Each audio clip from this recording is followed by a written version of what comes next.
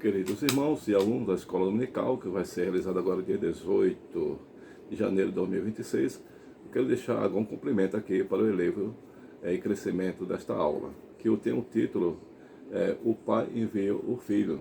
O texto aula está em 1 João capítulo 4, verso 9.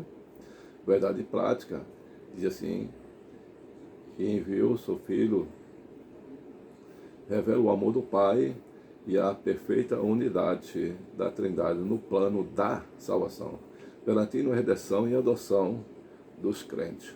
A leitura em classe está em João 3, versículos 16 e 17, 1 João 4, 9 e 10 e Gálatas, capítulo 4, verso 4 ao 6. Nós temos o objetivo da lição. Nós vamos entrar agora em algum comentário. Nossa lição vai ser dada no dia 18, né? Dia 18. Nós temos a introdução, né, da lição.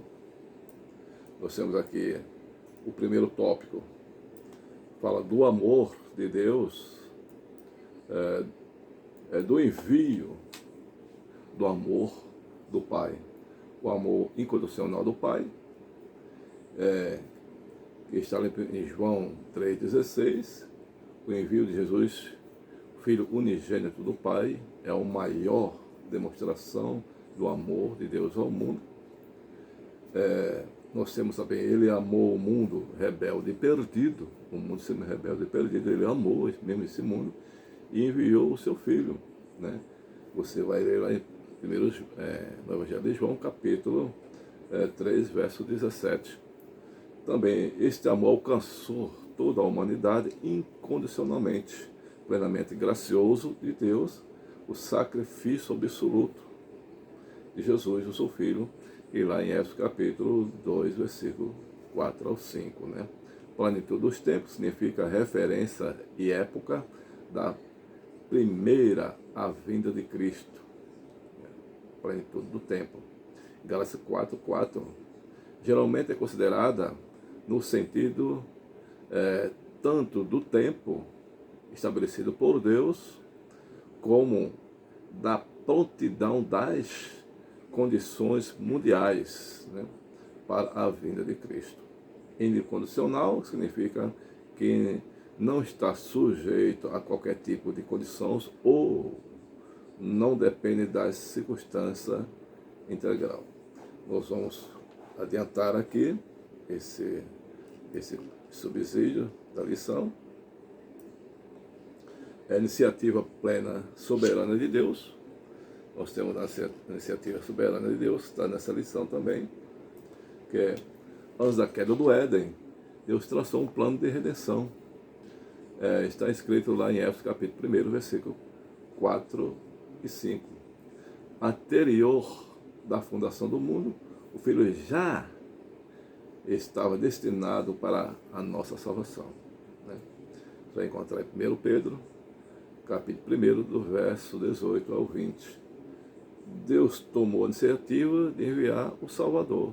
Foi Deus que tomou essa iniciativa de enviar o Salvador. Está em Éfeso, capítulo 1, verso 9. O amor divino intercede qualquer atitude humana. Intercede. 1 João 4, 10. A iniciativa da salvação não parte do ser humano. A iniciativa da salvação não parte do ser humano. Deus decidiu agir em favor da humanidade caída. Foi Deus que fez esse plano e agiu a favor da humanidade. Está em Romanos capítulo 5, verso 8. Nós vamos antecipar aqui.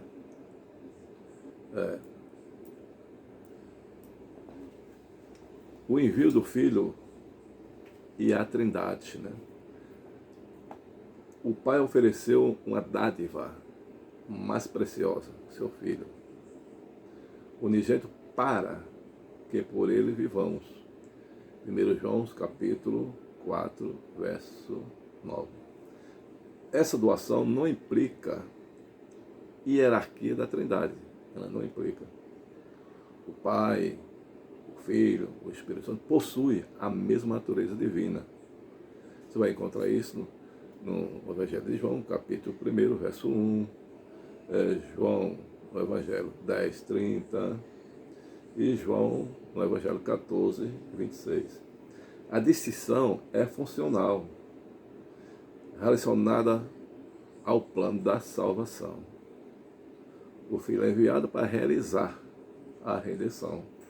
Então, em João capítulo 6, versículo 38 a 40. A harmonia e a unidade da Trindade, uma vontade e um propósito. Vamos ver aqui. Hierarquia. O que é hierarquia? Os alunos entender. São de pessoas ou seres onde uns possuem mais autoridade ou importância do que os outros. É isso que chama-se hierarquia. A harmonia, como já sabe, né? Que é equilíbrio entre a parte de um e a concordância, que chama harmonia. Distinção é qualidade ou característica pela qual uma pessoa ou coisa diferente da outra.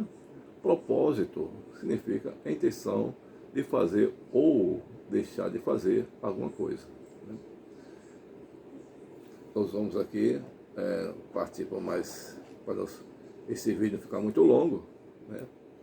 Vou dar uma declaração aqui para você da Trindade, dar uma declaração de fé, né, da Assembleia de Deus, que diz assim: há uma absoluta igualdade dentro da Trindade. Nenhuma das três pessoas está sujeita, por natureza, a outra, como se houvesse uma hierarquia divina. Existe sim uma distinção de serviço. O Pai possui a mesma essência divina das demais pessoas da Trindade. O Filho é gerado do Pai e o Espírito Santo procede do Pai e do Filho.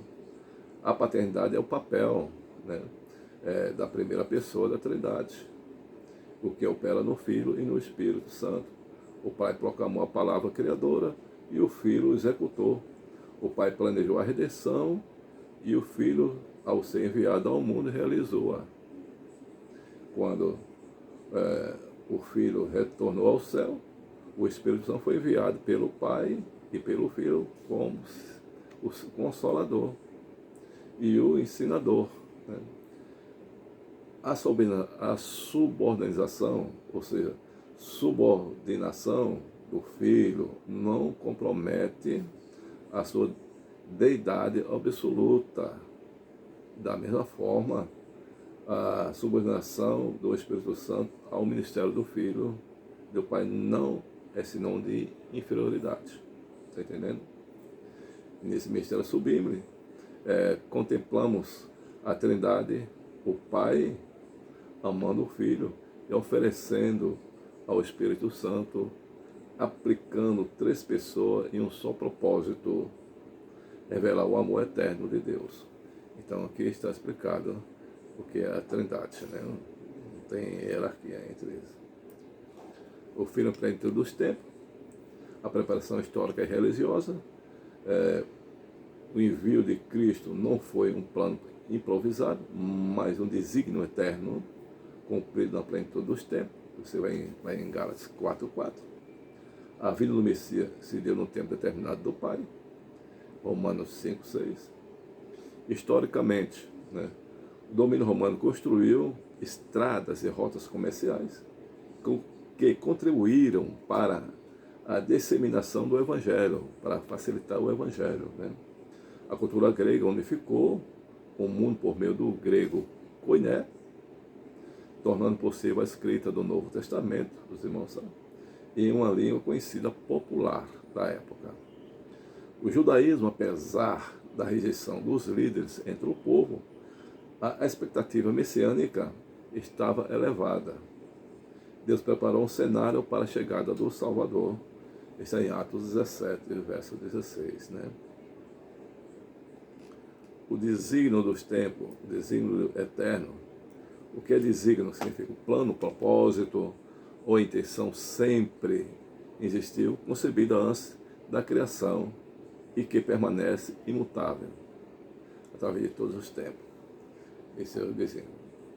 A expressão plenitude, vou deixar aqui para os alunos, a expressão plenitude dos tempos, comunica que Deus Pai, em perfeita harmonia com o Filho e o Espírito Santo, determinou soberanamente o momento exato para a encarnação do Verbo, que está lá em Romanos 5, 6.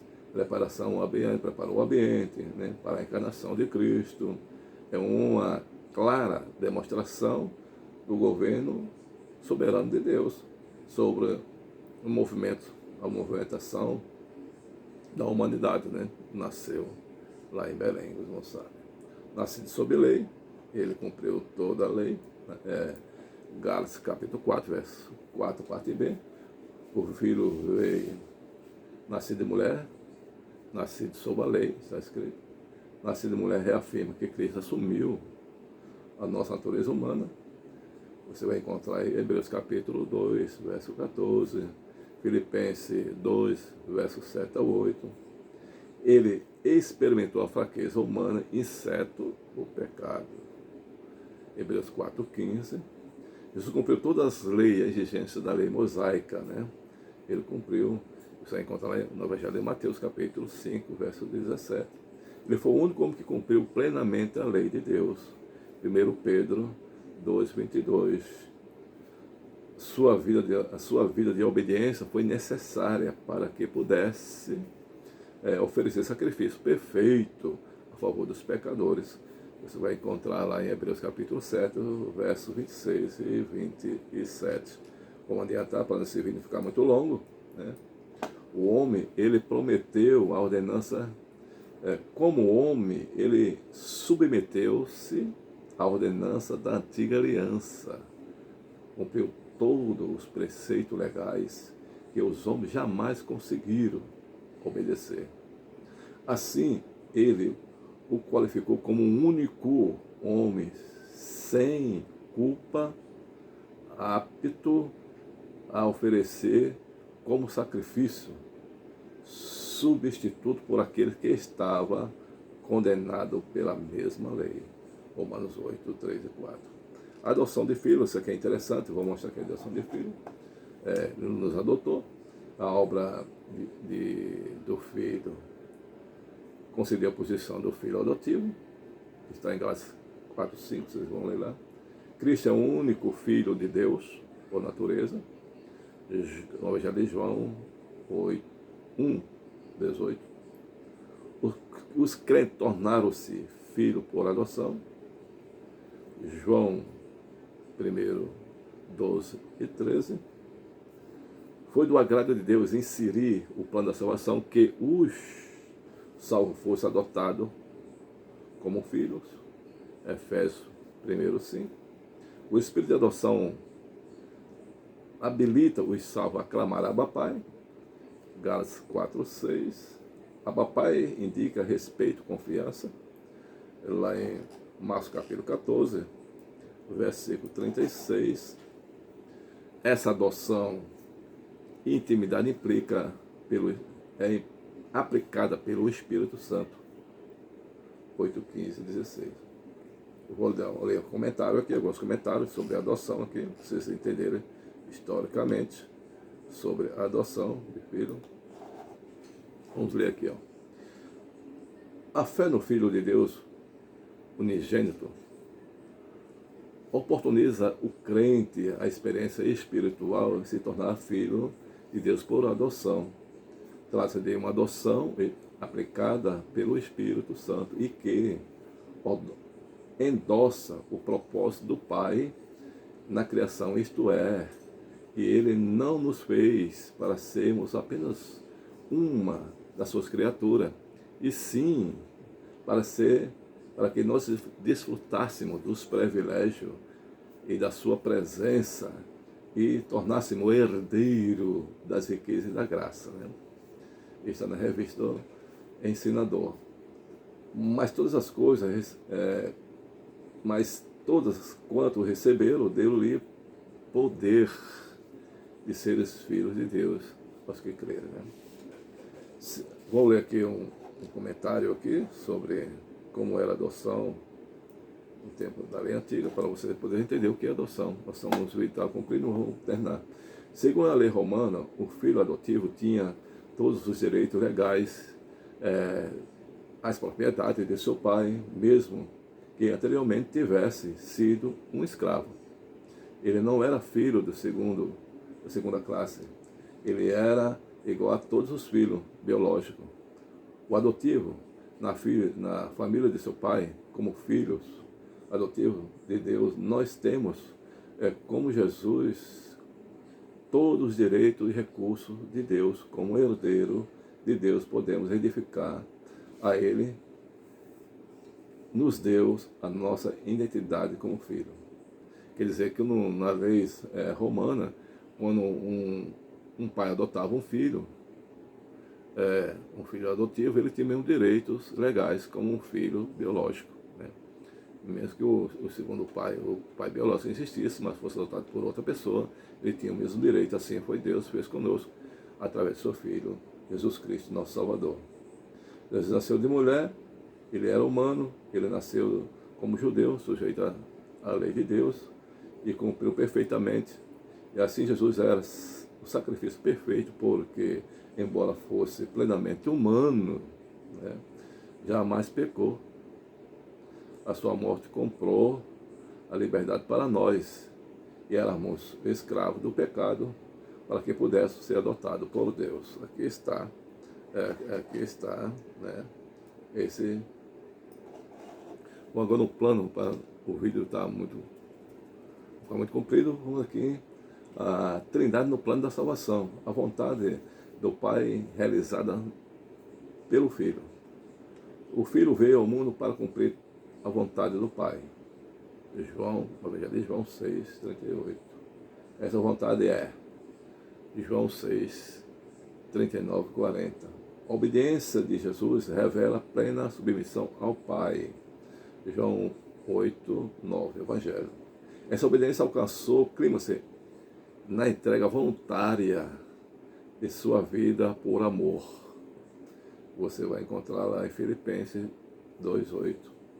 Por meio da sua vida sem pecado, a morte sacrificial, a justiça de Deus foi plenamente satisfeita. Romanos capítulo 3, versos 24 e 26.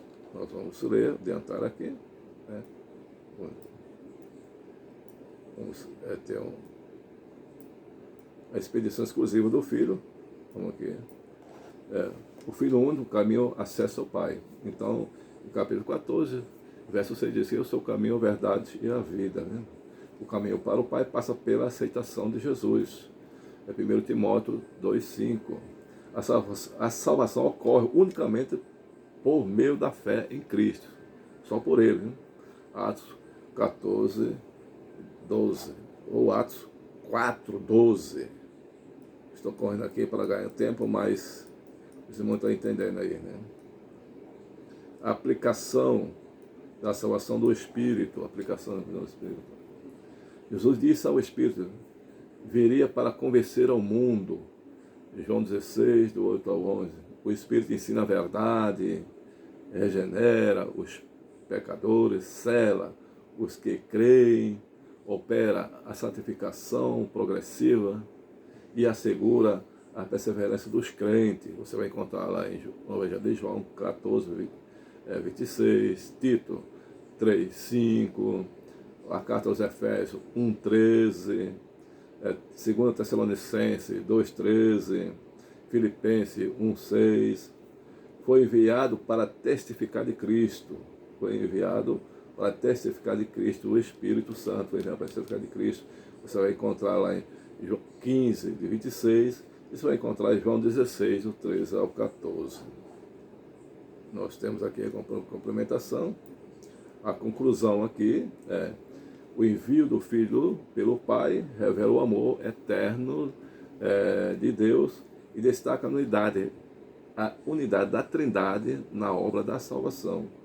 Deus enviou seu Filho no tempo certo para redimir os pecadores. O Filho, em obediência plena, realizou a redenção.